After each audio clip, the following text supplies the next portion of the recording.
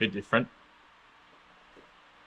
Haven't really set up a studio at home yet, so I'm currently recording this out of the gym downstairs in the garage, so don't mind the setup. If you've seen what was going on in front of me, you'd probably piss yourself laughing. I've got a GoPro sitting on a ladder, which is on top of a six-pack of beer to get it the right height for the camera, so we're good to go.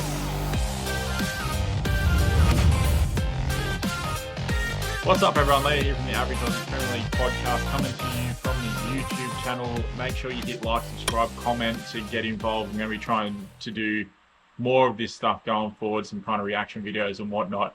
I'll try and get the other boys on, Liverpool, Tottenham, all that stuff, and do some stuff like that.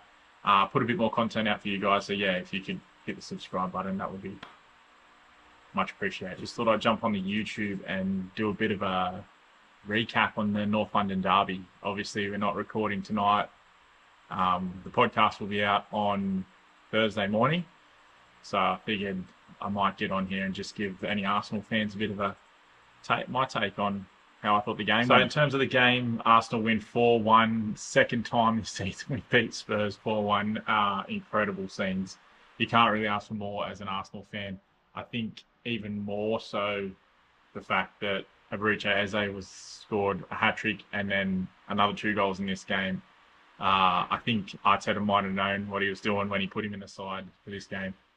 I definitely think Arteta recognises those kind of connections, and I think he thinks they play a big factor in it. And obviously he's onto something, because as Ian Wright told Eze, if you score in the derby, that's all you have to do. They'll love you. As long as you score in the derby, to score 5 goals in 2 games. Amazing. Viktor Gyökeres. We have to talk about him, don't we?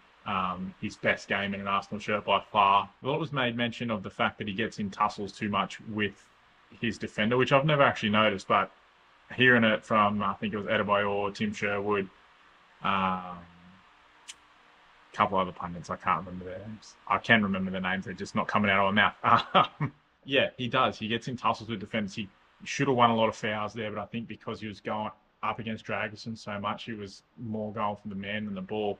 He didn't get a lot of those fouls, so when he got his chances, he had to make them count, because if he didn't, it would have probably reflected a bit more on the poorer side for his game. But obviously his first goal, touch, banged, absolute emphatic finish. We don't see many goals like that for Arsenal. Outside the box, really hit hard. He laces them too. God, he gets through them. And his second one, obviously fighting with the defender, holds him off.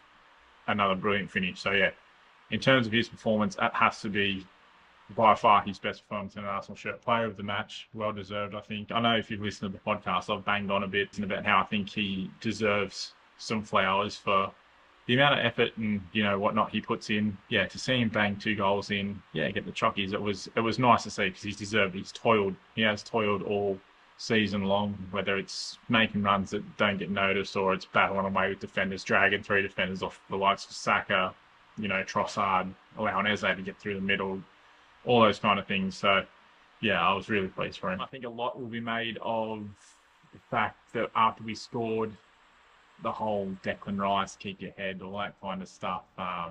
Obviously Spurs went down the other end of the field. Declan picks the ball up. He actually makes a good kind of interception there, picks the ball up, then tries to go full prime Messi, bundles it. Colomwani pinches it off him. Good finish. At the time, I think I tweeted live that David Ray's form's going down the longer he grows his hair, but looking back at it, he absolutely laced that underneath him. So I kind of maybe was a bit heated in the moment. I think not much Raya could do about that. And Raya did redeem himself after they made a few cracking saves as well. So sorry, David. But yeah, poor old Dex. That was bound to happen. Everyone giving him the Steven Gerrard. This could be the Steven Gerrard slip of his Arsenal career. But thankfully, that's not the case, and I don't think it will be. I think that was just purely a moment in time that we can now erase, move forward. A lot's been made of Declan Rice's kind of playing it up for the camera and all that kind of stuff. I don't know if I pay into that. He's a leader. You need to G up. You need to get the boys up and about. Anyone that says he's doing it for the camera obviously hasn't watched him for the entirety of the season. He has developed into a bit more of a, I'd say probably a more aggressive character, especially on the field, especially around his own teammates. But I have no qualms with it. I think sometimes Arsenal need to kick up the pants. They need someone to rev them up. Obviously, Arteta does that very well, but on the field, I don't think Martin Odegaard's going to do it when he's on there. Kai Saka's definitely not going to do it. Gabriel's probably too heated. So I'll get into Gabriel soon. But yeah, I think in terms of Declan G'ing up the boys, making a mistake, it happens. Shit happens. It's hard to listen when you're talking sometimes. So I think he'll learn from that. I think he'll be better equipped for being in that situation moving forward. And yeah, I have no issues with the way that Declan talks to the team and gets him revved up and gets himself revved up. He's a great leader, and I really think he's key into Arsenal having that attitude, that never die attitude, because that's what he has. I would like to talk about Gabriel. We need to talk. You're a central defender, brother. Do not go down in the box. I hate it. When I seen him go down, we've seen it happen in Newcastle.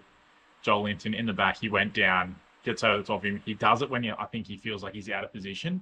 He'll feel something and he'll just go down. And to me, as a Sunday League centre back, your role in the team is to be the tough guy. It's to be strong. It's to you can't go down like that. Like, all right, it's a foul. He did touch him in the back, but like, in my opinion, you've got to be stronger. You've got to do better. I think even if he doesn't go back, he can still back into him, put him off. Like, I think there's a multiple other things that he can do other than go down there. And he's lucky that the ref called it, because if the ref did not call it and that went up as a goal, it would have stood, and that would have been...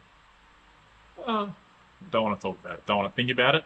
Let's just move on with the fact it was a foul, Gabriel. I don't want to see that anymore, please. For the rest of the season, I don't want to see him go down that easy again for it. They could scare the shit out of me. I don't know if my wife's about to walk through that door. I feel like a bit weird sitting in my garage talking to a GoPro on a ladder. That feels weird. If you want to talk about Tottenham, they're diabolical.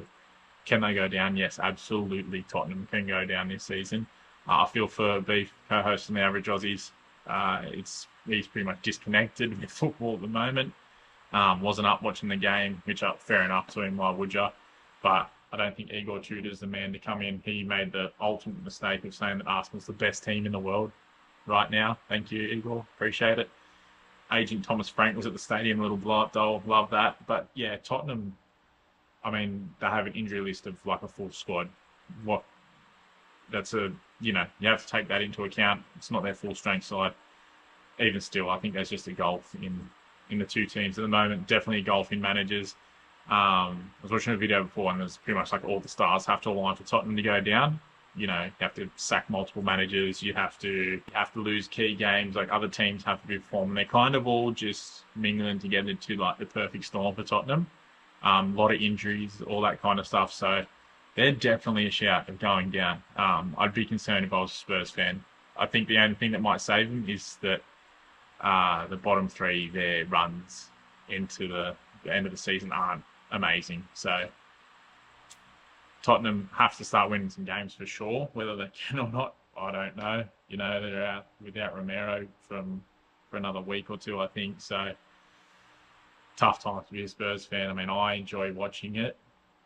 I was kind of asked the question today, would you prefer Spurs to go down or stay in the league so we can keep the North London derby? I'm happy to see them go down. I think it would be, for Beef, no. Like, I'd feel terrible if my mate's team got relegated, just as a mate. But watching Tottenham go down would be pretty funny. But also, they can hang around in the league and just be like, 15th every year. That'd be pretty funny. 16th, 15th. To wrap this up, I think waking up at 3:30, not that bad when you get a result like that. I think my favourite moment has to be Gyökeres banging that one from outside the box. That was magic. It's hard to pick. As they scoring again against Tottenham, like, written in the stars. Trust the plan, trust God, whatever he tells Instagram all the time. I don't know. It was good. It's a fun watch. It's enjoyable to beat Tottenham. As I said, it makes getting up at 3:30 in the morning, watching it, then having to go to work after it makes it so much more bearable. But yeah, any Arsenal fans watching this, if you've made it this far, don't forget to subscribe, comment, all that stuff. Check us out on Spotify. We put out new episodes every week. I'll go into this more in depth in that episode, so make sure you tune in. We've got Spurs, Newcastle, Liverpool fans, all that stuff. But yeah, I'll catch us in the next one. Thank you. See you later.